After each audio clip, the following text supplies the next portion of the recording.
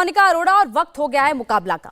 आज पूरा देश गुस्से में है, गमजदा है। जम्मू कश्मीर के अनंतनाग में आतंकियों के साथ एनकाउंटर में देश के 3 सपूत शहीद हुए। कर्नल मनप्रीत सिंह, मेजर आशीष और डीएसपी हिमायू बट ने कुर्बानी दी है। पूरा देश आज तीनों को सलाम कर रहा है। अभी एनकाउंटर खत्म नहीं हुआ है। सेना ने पूरे इलाके को घेर रखा है।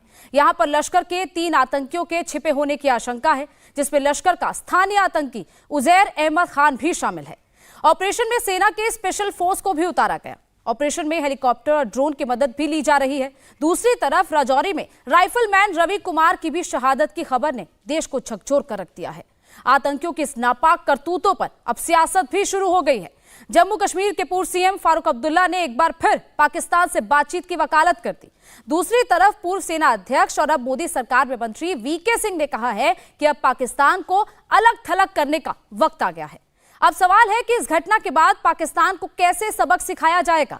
फारूक अब्दुल्ला जैसे अलगाववादी नेताओं का पाकिस्तान राग कब खत्म होगा और पाकिस्तान के खिलाफ फाइनल एक्शन का यही सही समय है। सही समय आखिर है क्या? इन्हीं सवालों पर होगा मुकाबला। पहले सुनिए ये 2 अहम बयान। कहीं राजौरी में एनकाउंटर, कहीं और का एनकाउंटर रोज होते रहे और हुकूमत रोज चिल्लाती रहती है कि मिलिटेंसी खत्म हो गई।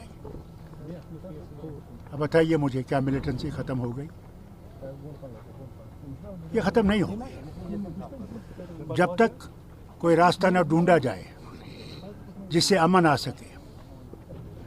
लड़ाई से अमन नहीं आता है, बातचीत से अमन आता है। दोनों मुल्कों में बात करनी होगी और खुद से, मुझसे बात नहीं करने से कोई फायदा नहीं है। बातचीत करनी 2 मुल्कों की है जिनमें यह फसाद है और जब से हिंदुस्तान आज़ाद हुआ यह फसाद इनके साथ है। इसका हल निकालना ज़रूरी है। पाकिस्तान में तो यह है, पाकिस्तान तो कहता है कि हम ये मानते नहीं हैं। वो तो यूनाइटेड नेशन का रेजोल्यूशन आपके पास फेंकते हैं। क्या कहेंगे आप उनको? वो तो कहते हैं ये फैसला हमें मंजूर नहीं है। क्या करेंगे आप? जो है सोचना चाहिए, क्योंकि जब तक हम अलग थलग नहीं करेंगे पाकिस्तान को, नहीं तो उनके लिए बिजनेस एज नॉर्मल। हाँ जी ठीक है, बॉलीवुड वाले आ जाएंगे हमारे यहाँ, क्रिकेट मैच खेलने वाले आ जाएंगे हमारे यहाँ, सब ठीक है, चंगा है जी, कोई दिक्कत नहीं है। वही मैं कह रहा हूँ कि अगर उसके ऊपर दबाव डालना है तो उसको अलग थलग करना पड़ेगा। उनको पता चलना चाहिए कि आप नॉर्मल चीज़ों के अंदर हमारे साथ रिश्ता तब तक नहीं कर सकते जब तक आप खुद नॉर्मल नहीं हो।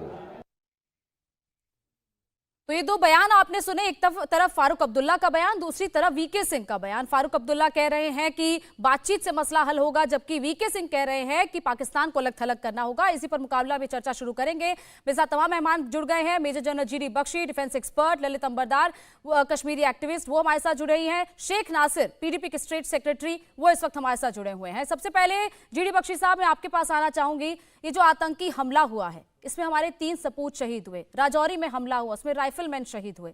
क्या कहेंगे ऐसे हमलों पर? लगातार पाकिस्तान की तरफ से आतंकियों को भेजा जा रहा है, ऐसी घटनाओं को अंजाम दिया जा रहा है एक के बाद एक। बेशक, और देखिए मैं सिर्फ ये कहूंगा कि अब वक्त आ गया है वही करने के लिए जो हमने सर्जिकल स्ट्राइक में किया था, बालाकोट स्ट्राइक में किया था। इसका जवाब लाइन ऑफ कंट्रोल के पार है। पाकिस्तान में जो लातों के भूत हैं वो बातों से नहीं मानेंगे, ठीक है साहब, और हमको उनको अच्छी तरह से लताड़ना पड़ेगा। जो देखिए, पाकिस्तान एक फटीचर मुल्क है जो डूबने की कगार पे है, लेकिन वो बोले रस्सी जल गई ऐंठ न गई। इसकी हिमाकत देखिए कि ये हमारे यहाँ टेररिस्ट अटैक करने की जुर्रत कर रहा है। हमको इसके लिए पाकिस्तान को अच्छी तरह सबक सिखाना होगा। और जहां तक ये गुहार लगाई जा रही है कि बातचीत करे, बातचीत करे, अरे क्या सर हमने बातचीत की कोशिश नहीं करी? वाजपेयी जी बेचारे बातचीत की कोशिश करते रहे, उनकी पीठ में कारगिल में छुरा घोंपा गया। उसके बाद नरेंद्र मोदी जी जब उन्होंने चार्ज लिया प्राइम मिनिस्टर का, पहले शाम तमाम सार्क मुल्क शामिल, आपके नवाज शरीफ साहब जो उस वक्त प्राइम मिनिस्टर थे पाकिस्तान के, उनको बुलाया, बातचीत करी। क्या हुआ पठानकोट, क्या हुआ उड़ी, क्या हुआ आपका पुलवामा? तो बातचीत किसने नहीं करी है साहब? और क्या करना चाहते हैं? आप चाहते हैं कि हम नाक रगड़ते रेंगते जाए पाकिस्तान के पास? आपको इतना शौक है पाकिस्तान का, आप उठाइए अपने तशरीफ का टोकरा, दफा हो जाइए। वो जो फटीचर मुल्क में ना खाना मिल रहा है, ना पानी मिल रहा है, बिजली के दाम, पेट्रोल के दाम आसमान को छू रहे हैं, लोग परेशान हैं। गिलगिट बाल्टिस्तान के लोग भारत में मिलना चाहते हैं, और यहां साहब आप गुहार लगा रहे हैं कि पाकिस्तान से बात करो। क्यों? क्योंकि वो टेररिस्ट एक्शन कर रहा है यहां पे। एक ही जवाब है इसका, एक ही इसका मसाइल का एक ही सुलझाने का तरीका है।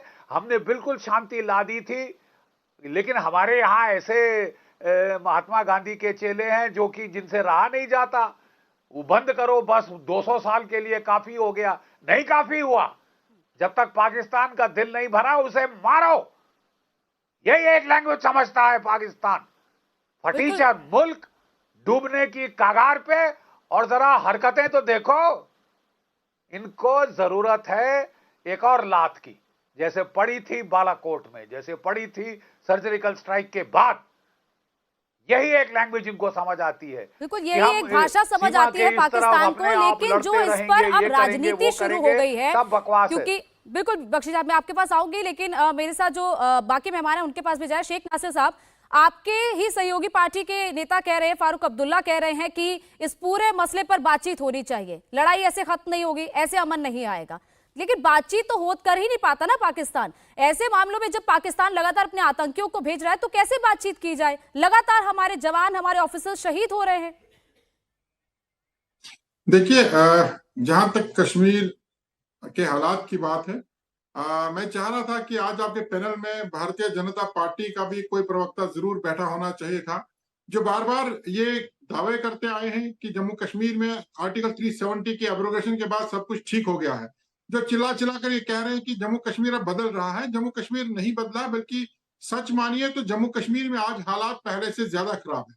और ये जो बातचीत की हम अक्सर बात करते हैं, इसके पीछे एक लॉजिक है। लॉजिक ये है कि हमने लड़ाई लड़कर भी देखा, हमने आतंकवाद के खिलाफ सख्ती से पेश आते देखा, हमने हर तरह का जो भी कुछ हमारे पास यार्डस्टिक हमने अडॉप्ट किए, लेकिन आखिरकार ये देखा गया है कि पिछले, आप देखिए, आर्टिकल 370 की एब्रोगेशन के बाद कोई बातचीत नहीं हुई। सिर्फ और सिर्फ जो है यहाँ कोशिश की गई कि इस सब चीजों को दबाया जाए, लेकिन उसके बावजूद भी आतंकी हमले हो रहे हैं, उसके बावजूद भी मासूम लोग जो है मारे जा रहे हैं, हमारे जवान, हमारे ऑफिसर शहीद हो रहे हैं। और उस माता से पूछे, उस पिता से पूछे जो अपने जवान बेटे के अर्थी अपने कांधे पे लेकर के शमशान या कब्रिस्तान जाते हैं। लेकिन बातचीत की बात जब हम करते हैं, देखिए, हर किसी प्रॉब्लम का सलूशन बातचीत से ही हो सकता है। और अटल बिहारी वाजपेयी जी कोई आम आदमी नहीं थे, इस देश के प्रधानमंत्री थे और एक स्टेट्समैन थे।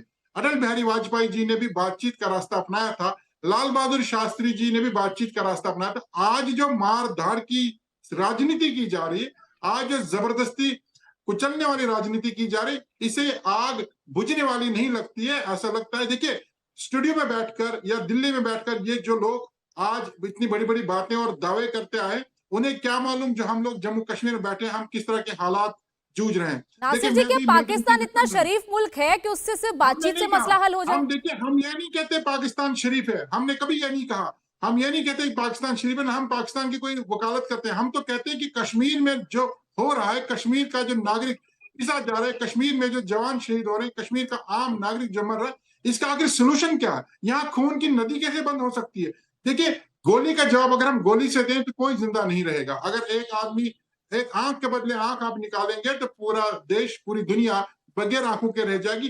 कहीं ना कहीं ब्लड शेड को रोकना है, और हो सकता है कि पड़ोसी पर भी गुड सेंस प्रिवेल हो। बातचीत एक वाहिद रास्ता है जिससे यह समस्या, ये जो आतंकवाद है या ये जो जम्मू कश्मीर के साथ हो रहा है, वो खत्म हो सकता है। क्योंकि जम्मू कश्मीर के रहने वाले लोग ये कहते हैं। ठीक है, तो आप ये कह रहे हैं कि बातचीत ही होनी चाहिए। मेरे साथ इस वक्त ललित अंबरदार भी जुड़े हुए हैं, सनम शाह भी हमारे साथ जुड़ चुके हैं। ललित जी, ये कह रहे हैं कि बातचीत होनी चाहिए। आप तो खुद वहां पर रहते हैं, वहां की स्थितियां आप देखते हैं, कैसे हालात है वहां पर कश्मीर में। वो कह रहे हैं कि पाकिस्तान, कश्मीर में खुद ने कुछ नहीं सुधरा, पाकिस्तान से सिर्फ बातचीत ही होनी चाहिए। क्या इस वक्त हालात है, क्योंकि आप वहां पर मौजूद हैं इस टाइम? नहीं, मैं वहां पे नहीं हूँ, मैं दिल्ली में हूँ। 32 साल हो गए हम कश्मीर नहीं जा रहे हैं। मैं बताना चाहता हूँ आपके द्वारा सारे देखने वालों को कि आज 14 सितंबर है। 14 सितंबर को कश्मीरी हिंदू जो पलायन के हैं, जो नरसंहार के बचे हुए हैं, वो 14 सितंबर को हर साल बलिदान दिवस के रूप में मनाते हैं। जितने हिंदू लोग वहां पे कश्मीरी जहादों के हाथों मारे गए थे उनको श्रद्धांजलि देते हैं। जितने हमारे भारत के सपूत सैनिक वहां पे शहीद होते हैं उनको श्रद्धांजलि देते हैं। जितने जम्मू कश्मीर पुलिस के जवान शहीद होते हैं, ऑफिसर शहीद हो रहे हैं देश के नाम से, उनको हम श्रद्धांजलि देते हैं। तो आज एक और हुआ कि आपने रजौरी में रवि कुमार और अनंतनाग में 3 और ऑफिसर्स, कर्नल, मेजर और डीएसपी। आप समझते हैं कि ये कितना बड़ा इस एक्ट ऑफ वॉर। ये कोई आम आतंकवादी एनकाउंटर नहीं है, ये आम एनकाउंटर नहीं है। दोबारा बता रहा हूं, ये पाकिस्तान की तरफ से जिनके साथ मिले हुए कश्मीर में बैठे हुए हिंदुस्तान विरोधी जहादी जो एक एक्ट ऑफ वॉर किए हैं। और मैं पूरी तरह से सहमत हूं। वक्त आ गया है कि जो कश्मीर जहाद का जो वॉर थिएटर है उसको एलओसी के पार ले जाना है और पाकिस्तान को उसी तरह से ब्लीड करना है जिस तरह से पिछले 30-32 साल से वो हिंदुस्तान को ब्लीड कर रहा है। कहीं ना कहीं आप 32 साल से कश्मीर में नहीं जा पाए। मैं एक मिनट, आप कश्मीर नहीं जा पाए, उसकी वजह भी पाकिस्तान ही है। Please let me complete. ये जो पीडीपी के रिप्रेजेंटेटिव बैठे हुए हैं, पीडीपी के रिप्रेजेंटेटिव, मैं बताता हूँ, ये शौकत अब्दुल्ला और पीडीपी जो है ये ओरिजिनल इस्लामिस्ट है कश्मीर के। पीडीपी की जो हम बैठे हुए ना यहाँ पे, इनकी जो पॉलिसी है उनका नाम है सेल्फ रूल। सेल्फ रूल के ऊपर सबसे ऊपर एजेंडा है कि पाकिस्तान और हिंदुस्तान का जम्मू कश्मीर और लद्दाख के ऊपर ज्वाइंट मैकेनिज्म ऑफ कंट्रोल होना चाहिए। एक दुश्मन देश का कंट्रोल भारत के एक हिस्से के ऊपर होना चाहिए। मुझे लानत है अपने ऊपर कि मेरा इलेक्शन कमीशन को मेन स्ट्रीम पार्टी बोलता है। और फारूक अब्दुल्ला उसका जो रिप्रेजेंटेटिव है लोकसभा में, वहां पे नेशनल कॉन्फ्रेंस का एमपी आज की लोकसभा में जो 370 के लिए बहाली कर रहा था, कपिल सिब्बल जिसकी पैरवी कर रहे थे, उसने लाइव जम्मू कश्मीर असेंबली में बोला पाकिस्तान जिंदाबाद। जब बाहर पत्रकारों ने पूछा क्यों बोला कि मैं मुसलमान हूं, बावुक हो गया। इनका पाकिस्तान से रिश्ता ला इलाहा इल्लल्लाह का है, कभी पाकिस्तान के खिलाफ नहीं बोलेंगे। और ये चाहते हैं कि हिंदुस्तान गिड़गिड़ाए उनके सामने, नहीं होगा। अगर नरेंद्र मोदी को हिंदुस्तान मानती है, मैं सोच रहा हूं कि उनके लिए टेस्ट है, उन्हीं को पाकिस्तान खत्म करना होगा और कश्मीर जहाज की जंग खत्म करनी होगी। इनको ये जो बैठे हुए हैं पाकिस्तान के प्रतिनिधि बैठे हुए हिंदुस्तान के, आप बताइए आपका सेल्फ रूल क्या कहता है? क्यों आपका सेल्फ रूल कहता है कि पाकिस्तान में ज्वाइंट कंट्रोल होना चाहिए? आप बताइए, आपसे पूछो आपका सेल्फ रूल क्यों कहता है कि पाकिस्तान का ज्वाइंट कंट्रोल होना चाहिए कश्मीर के ऊपर? क्योंकि आप मुसलमान हैं। डॉक्यूमेंट नहीं है, आप गूगल कीजिए, सेल्फ रूल का डॉक्यूमेंट पढ़िए। जम्मू कश्मीर की समस्या का समाधान है उसमें, जम्मू कश्मीर की प्रॉब्लम का सॉल्यूशन है सेल्फ रूल में। कंट्रोल करेगा जम्मू कश्मीर के बिल्कुल है। ऊपर। अगर आपको जम्मू मंजूर कश्मीर नहीं के है, सेक्रेटरी पाकिस्तान का झंडा होगा, ये आप चाहते हैं। ठीक है पॉलिटी है दिल्ली और श्रीनगर के बीच में दूरी बढ़ ठीक है जाए ललित जी, और बाकी मेहमान भी हैं, उनके पास भी चलेंगे। नहीं बात है, क्योंकि आपका दोबारा बोलता हूँ पाकिस्तान से आपका रिश्ता क्या है? ला इलाहा इल्लल्लाह का है। एक बार भी आपके मुझे पाकिस्तान के खिलाफ आवाज नहीं है। ठीक है, पाकिस्तान से क्या रिश्ता है ये आपने सवाल इन पर उठाया। जीडी बख्शी साहब कुछ कहना चाह रहे हैं। जीडी बख्शी जी बोलिए। बख्शी साहब बोलिए। देखिए क्या मैं ललित, क्या मैं भी कुछ कह सकता हूं? एक मिनट देखिए, मैं एक बार फिर याद दिलाना चाहता हूं कि भारत ने सब कुछ आजमा के देख लिया है। खासकर बातचीत का रास्ता हमने बार बार आजमाया है। जब भी हमने बातचीत का रास्ता अख्तियार किया, हमारी पीठ में छुरा घोंपा गया है, अटैक पे अटैक हुए हैं। जब हमने जो है क्रॉस बॉर्डर रेड किया था, जब हमने एयर स्ट्राइक करी थी, कम से कम 2-3 साल शांति रही जिसमें हम 370 को हटवा सके। ठीक है, जहां तक शेख नासिर साहब का सवाल यह है कि हम बाहर बैठे हैं, दूर बैठे हैं, वो ही जानकार हैं जम्मू कश्मीर के। जनाब, आपकी जानकारी के लिए मैं जम्मू की पैदाइश हूं। ठीक है, मेरा बचपन उधमपुर में गुजरा है। ठीक है जनाब, एक मिनट, 37 साल जो मैंने, मुझे खत्म कर लेने दीजिए। I did not interrupt you, मैंने आपको इंटरप्ट नहीं किया, मुझे खत्म कर लेने दीजिए। थैंक यू, शिष्टाचार के साथ चले। मैं कह रहा था कि 37 साल मैंने नौकरी की है, जिसमें से आधे से ज्यादा साल मैं जम्मू कश्मीर में लड़ा हूं। ठीक है साहब, मैं आपका जो है कारगिल में लड़ा हूं, किश्तवाड़ में लड़ा हूं, रजौरी पुंछ में लड़ा हूं, मैं क्रू खुन्मो में रहा हूं। साहब, मुझे चप्पा चप्पा वाकफ है जम्मू कश्मीर का। मैंने वहां खून का कतरा कतरा खुद गिरा है, जो हमारे अफसर जैसे जवानों का गिरा है। आप घड़ियाली आंसू मत बहाइए हमारे अफसरों के लिए, हमारे जवानों के लिए। हम जानते हैं आपकी असली मंशा क्या है, लेकिन मैं आपको बता देना चाहता हूं कि जिसके बल पर आप ये तेवर दिखा रहे हैं वो पाकिस्तान फटीचर पाकिस्तान डूबने की हालात में है। और अगर वो इस तरह की एक दो और कार्रवाई करेगा पाकिस्तान का नामो निशान मिट सकता है, 4 टुकड़े हो सकते हैं पाकिस्तान के। ठीक है, पाकिस्तान की शय अगर आप सोच रहे हैं आपको कोई बड़े गुल खिला देगी यहां पे, सिवाय तबाही के उसने कुछ नहीं किया है जम्मू कश्मीर में, सिवाय लोगों को मरवाने के कुछ नहीं किया है जम्मू कश्मीर में। मैं वहां रह चुका हूं, हमारी कश्मीरी औरतों की असमत लूटी है पाकिस्तान के भेजे हुए टेररिस्ट ने। ठीक है साहब, इसके बावजूद भी आप उनसे बात करना चाहते हैं। लानत है आप पे, लानत है। चुल्लू भर पानी में डूब मरने की बात है ये। ठीक है बख्शी साहब, तो बख्शी साहब देखिए क्योंकि ग्राउंड पर काम किया है। एक मिनट में सनम शाह हमारे साथ जुड़े, एक रिएक्शन मैं उनसे ले लूं। एक मिनट, मैं एक रिएक्शन सनम शाह से ले लूं। सनम जी, आपने सुना जीडी बख्शी को, ये ग्राउंड पर काम करने वाले हमारे रिटायर्ड मेजर हैं जिन्होंने कश्मीर में, जिनका जन्म कश्मीर में हुआ, उन्होंने देखी है वहां की तस्वीर, तो वो कह रहे हैं कि बातचीत नहीं होनी चाहिए, फिर भी इसके पक्ष में आ रहे हैं नेता की बातचीत होनी चाहिए। पीडीपी के जो सेक्रेटरी है वो कह रहे हैं कि बातचीत होनी चाहिए। Thank you madam. मैं आज हमारे लिए ये बड़ी दुख की घड़ी है। मैं आपको एक बात बताना चाहता हूं स्टार्टिंग से। आपने कहा कि जीडी बख्शी साहब ने कहा कि मैंने प्रैक्टिस देखा। सनम शाह जो आपके शो में बैठा है ना, हमारे दादाओं और परदादाओं ने अपनी छातियों पे गोलियां खाई है, अपनी टांगों पे गोलियां खाई है, पर देश के तिरंगे को आंच नहीं आने दी। हमारे पुश्तों ने छातू पे गोलियां खा के देश के तिरंगे को आंच नहीं आने दी। आज मैं बताना चाहता हूं मैडम, मैं इस चीज को आउटराइट कंडेम करता हूं, पर आपके चैनल के माध्यम से आज मैं देश के प्रधानमंत्री से यह बात पूछना चाहता हूं, मैं देश के डिफेंस मिनिस्टर से यह बात पूछना चाहता हूं, मैं देश के होम मिनिस्टर से यह बात पूछना चाहता हूं। अरे आपने कहा था कि हम आतंकवाद का सर्वनाश करेंगे। मैडम आपको पता है कि कल उस डीएसपी की मां ने क्या कहा है, कल उस मेजर की और जो सीओ की मां ने क्या कहा है। उसने ये कहा है साहब, जब भर्ती होती है 1 इंच भी कम हो तो आप भर्ती में नहीं लेते हो। आज मैं उस अपने आधे बेटे को कैसे वापस लूं। मैडम, सनम शाह तालिबान के सदर से पूछ सकता है, सनम शाह आतंकवादियों के सरबराह से पूछ सकता है, सनम शाह पाकिस्तान से पूछ सकता है। अरे मैं पूछ सकता हूं तो आज की हुकूमत से पूछ सकता हूं, अरे ये आतंकवादियों को अपना क्यों कौन दे रहा है। अरे कब तक हम बर्दाश्त करते रहेंगे।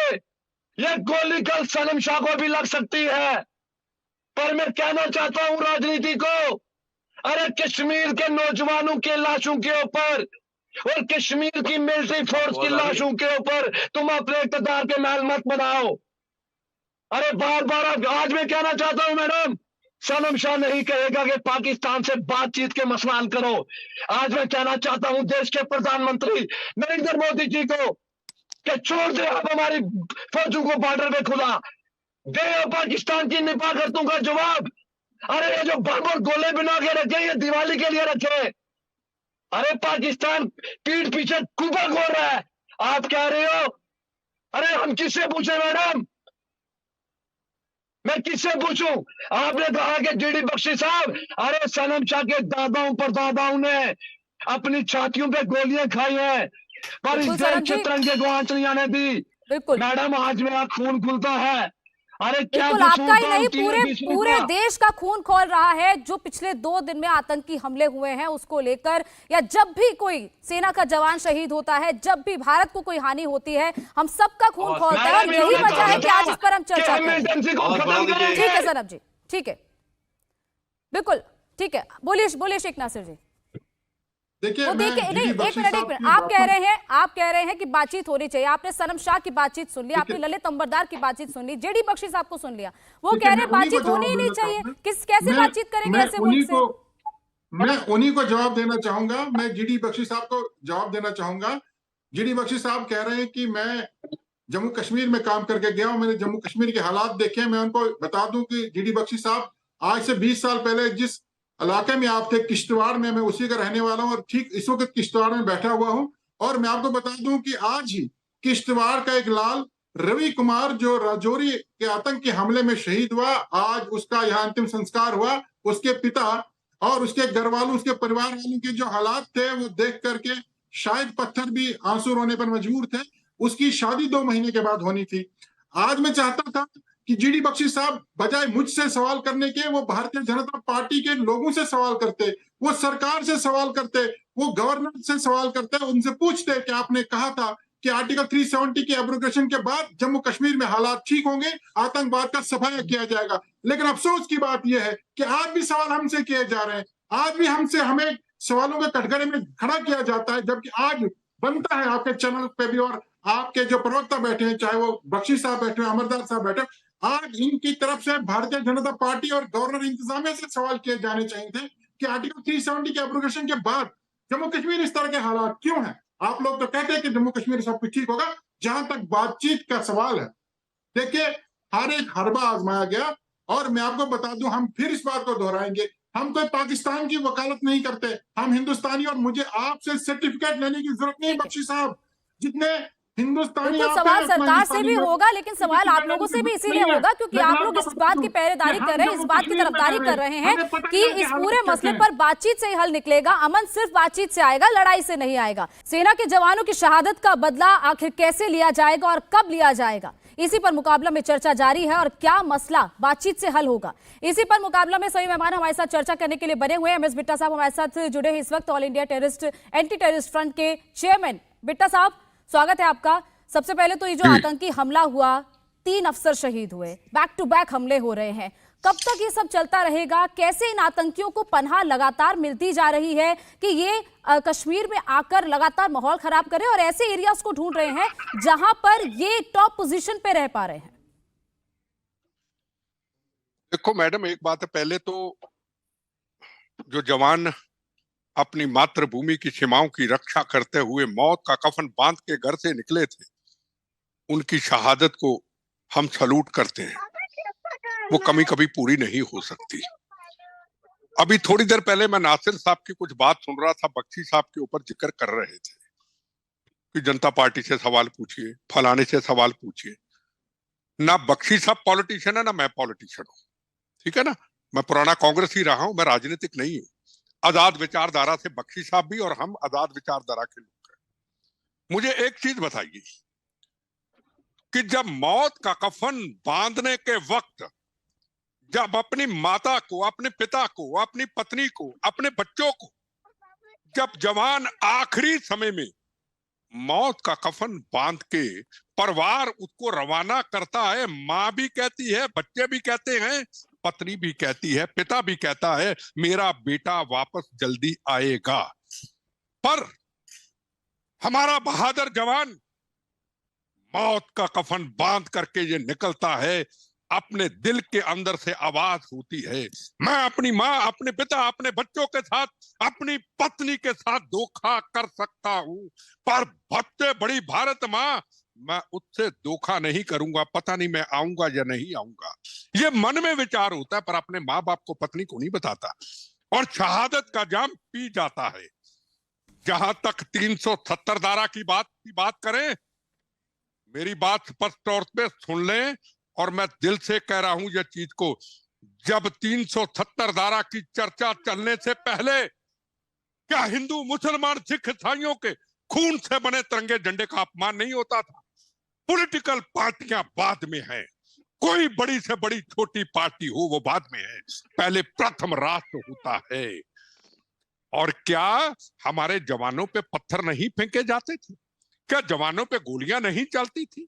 कौन सा ऐसा हिंदुस्तान का गांव है जहां रोज हिंदू, मुसलमान, सिख, ईसाइयों के खून के बने तिरंगे झंडे में क्या लथपथ खून से बॉडी नहीं आती थी? कहती थी ना मैं बाबा मुफ्ती जी क्या कहती थी? कहते थे तिरंगा झंडा जब कोई यहां लहराया जाएगा, ये कश्मीर कश्मीर नहीं रहेगा, ये पाकिस्तान के साथ हो जाएगा।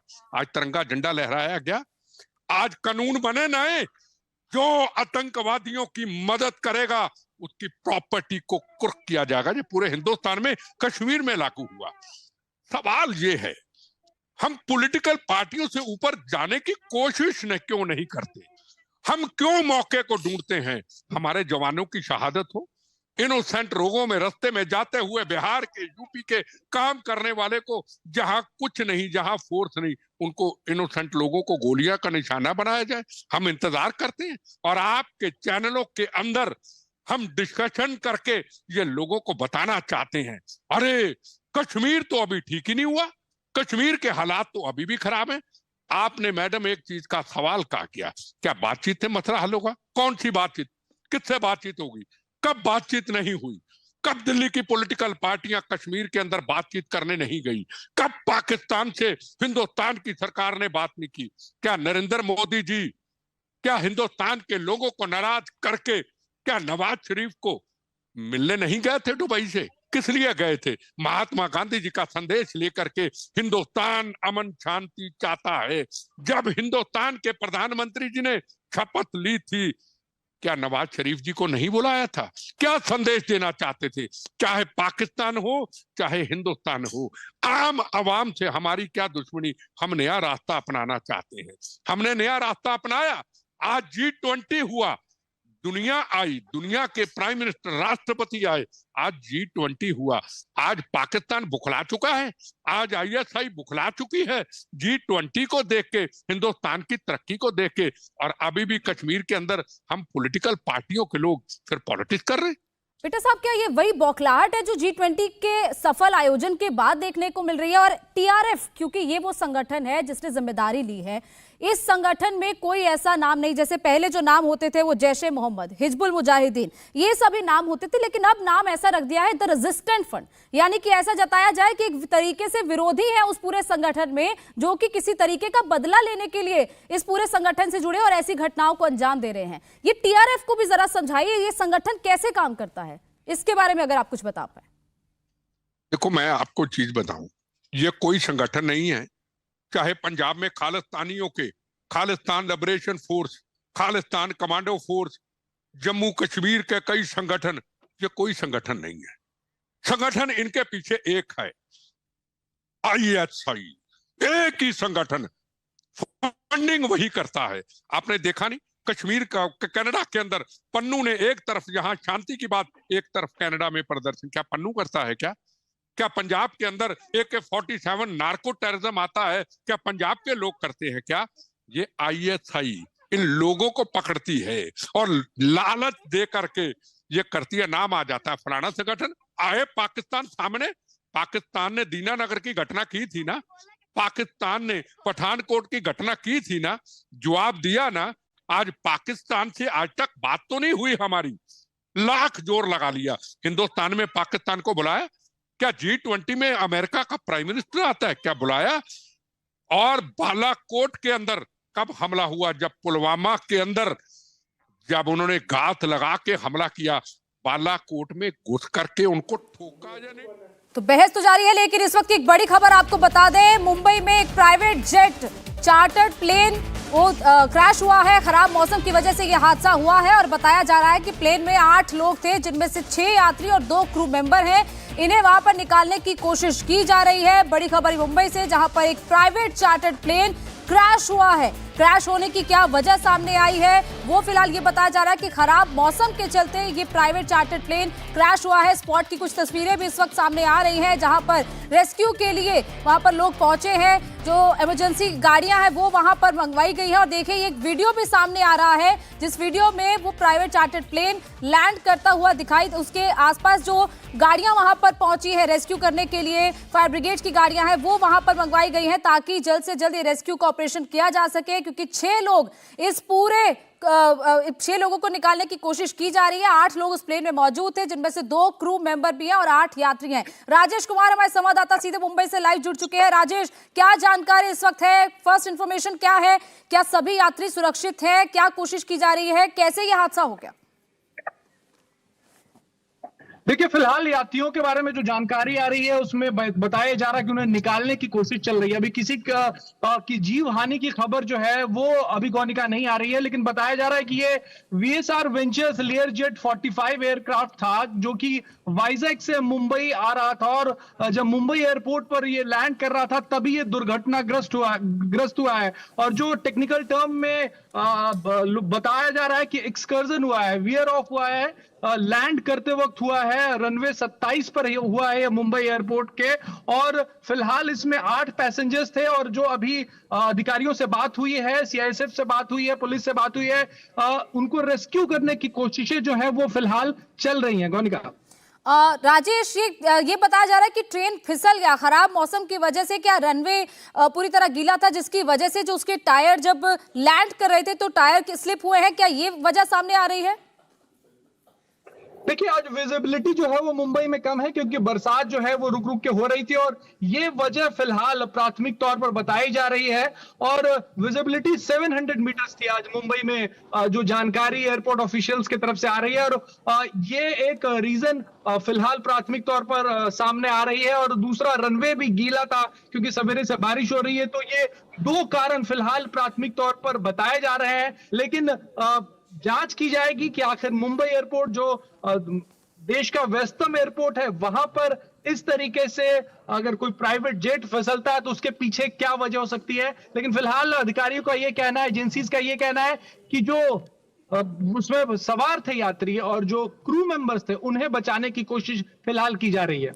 राजेश, तस्वीरें भी हम देख रहे हैं जो वीडियो सामने आया है, हालांकि दूर से वीडियो बनाया गया है कि फायर ब्रिगेड की गाड़ी वहां पर पहुंची है और पानी छिड़काया जा रहा है, उस पर बाकायदा वहां से निकालने की कोशिश की जा रही है। तो ये सारी तस्वीरें फिलहाल जो अभी इनिशियल सामने आ रही है, लेकिन बाकी की जो जानकारी वो भी आगे सामने आएगी कि इस वक्त पूरी तरह क्या सिचुएशन है। राजेश, लेकिन इतना व्यस्तम एयरपोर्ट जैसे आप बता रहे हैं, कई सेलिब्रिटीज, कई बॉलीवुड सेलिब्रिटीज हैं, कई राजनेता हैं, कई बिजनेसमैन हैं जो अपने प्राइवेट चार्टर्ड से मुंबई के एयरपोर्ट से खास तौर पर फ्लाई करते हैं, वहां पर ये चार्टर्ड प्लेन जो है वो लैंड होते हैं। ऐसे में वहां पर ऐसा टेक्निकल ग्लिच कैसे ये हादसा हो गया? कौन इसके लिए जिम्मेदार, किसको ठहराया जाएगा? देखिए, फिलहाल ये जांच का विषय है कि आखिर इतना बड़ा हादसा मुंबई एयरपोर्ट पे, जो कि व्यस्तम एयरपोर्ट है और तमाम देश की आर्थिक राजधानी है, बड़े बिजनेसमैन से लेके बड़े सेलिब्रिटीज, बड़े राजनेता जो है वो यहां पर लैंड करते रहते हैं, चार्टर्ड फ्लाइट से लैंड करते रहते, तो वहां पे इस तरह का हादसा कैसे हुआ है। फिलहाल मुंबई फायर ब्रिगेड की तरफ से भी जानकारी आई है कि उनके लोग भी वहां पर पहुंचे हैं और एयरपोर्ट ड्यूटी पर जो तैनात थे उन्होंने बताया है कि जेट प्लेन, ये VDBL का जेट प्लेन था जो कि दुर्घटनाग्रस्त हुआ है।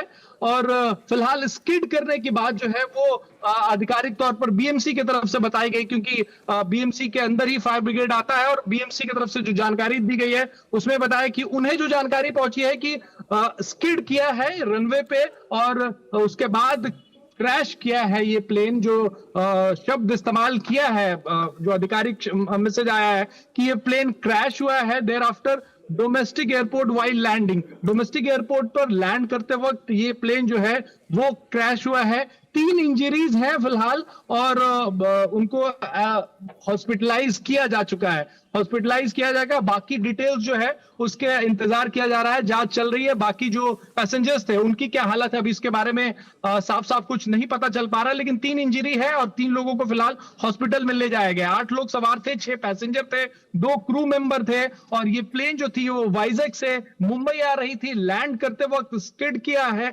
प्लेन ने स्किड किया है रनवे पे। बिल्कुल, ये बड़ा हादसा मुंबई एयरपोर्ट पर हुआ जहां चार्टर्ड प्लेन क्रैश हुआ है। फायर ब्रिगेड की गाड़ियां मौके पर पहुंची हुई है, वहां से कुछ तस्वीरें सामने भी आ रही है, लेकिन अभी मौजूदा स्थिति यही है कि 3 लोग इंजर्ड है जिन्हें अस्पताल में भर्ती करवाने के लिए ले जाया जा रहा है। और बाकी लोगों की सिचुएशन क्या है इसके बारे में भी कुछ देर बाद जानकारी मिलेगी। बहुत बहुत शुक्रिया आपका राजेश।